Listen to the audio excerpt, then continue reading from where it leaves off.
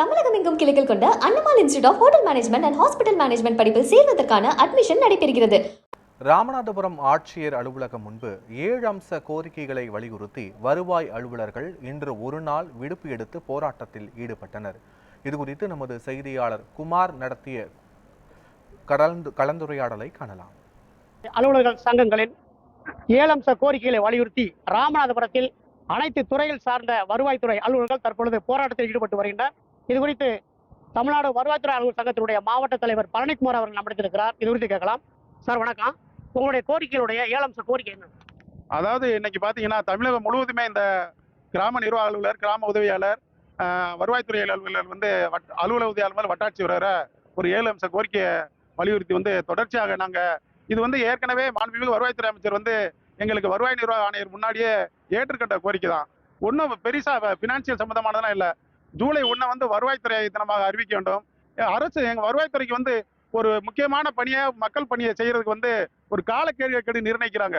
அதனால நீங்க பாத்தீங்கன்னா அந்த ஒரு உண்மையிலேயே கஷ்டப்படுற ஆளுங்களை பார்த்து எங்களால் அரசு நல்ல திட்டங்களை கொண்டு போக முடியல. ஏன்னா அதுக்குரிய காலக்கெடு வழங்குறது இல்லை. அதனால எங்களுக்கு இந்த டயம் இலக்கு நேரம் இலக்கு செய்யக்கூடாது. எங்களுக்கு உரிய கால அவகாசம் வழங்கப்பட வேண்டும். ஜூலை 1 வருவாய்த்துறை தினமாக அறிவிக்க வேண்டும். 24 மணி நேரம் பணி செய்யக்கூடிய வருவாய்த்துறை அலுவலர்களுக்கு மேம்படுத்தப்பட்ட ஊதியம் வழங்கப்பட வேண்டும்.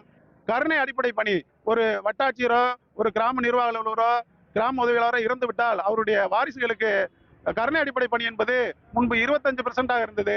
இப்பொழுது 5% குறைக்கப்பட்டுள்ளது. அதை மீண்டும் 25% அறிவிக்கப்பட வேண்டும் என்ற கோரிக்கைகளை வலியுறுத்தி இன்று மிகப்பெரிய பேரணி மற்றும் தர்ணா. ராமநாதபுரம் மாவட்டத்தை பொறுத்தவரை அனைத்து கிராம உதவியாளர்களும், அனைத்து கிராம நிர்வாக அலுவலரும், வருவாய்த்துறை அலுவலரும் கலந்து கொண்ட மிகப்பெரிய பேரணியை ராமநாதபுரம் டி பிளாக்கில் ஆரம்பித்து இன்று முடிவிட்டுள்ளது. எனவே இதனுடைய தொடர்ச்சியாக இந்த தர்ணா நடைபெற்று வருகிறது.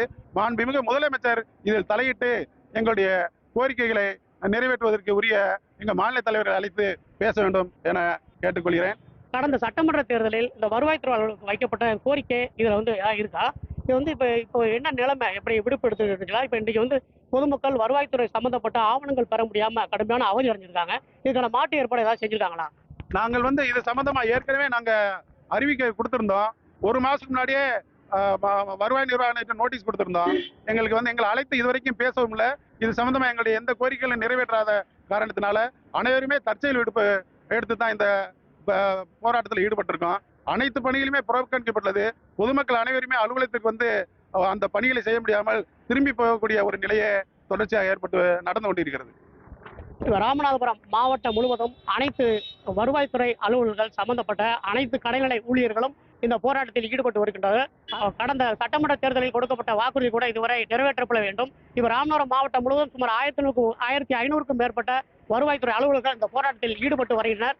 வரக்கூடிய தமிழ்நாடு முதலமைச்சர் அவர்கள் உடனடியாக இந்த சங்கங்களின் கூட்டமைப்பு சார்பாக அழைத்து பேசி இதுக்கு ஒரு நிரந்தர தீர்வு ஏற்படுத்த வேண்டும் என்பதே வருவாய்த்துறை அலுவலர் சங்கங்களுடைய கோரிக்கையாக உள்ளது. மாவட்ட ஆட்சியர் அலுவலகத்திலிருந்து குமார், நியூஸ் 7 தமிழ், ராமநாதபுரம்.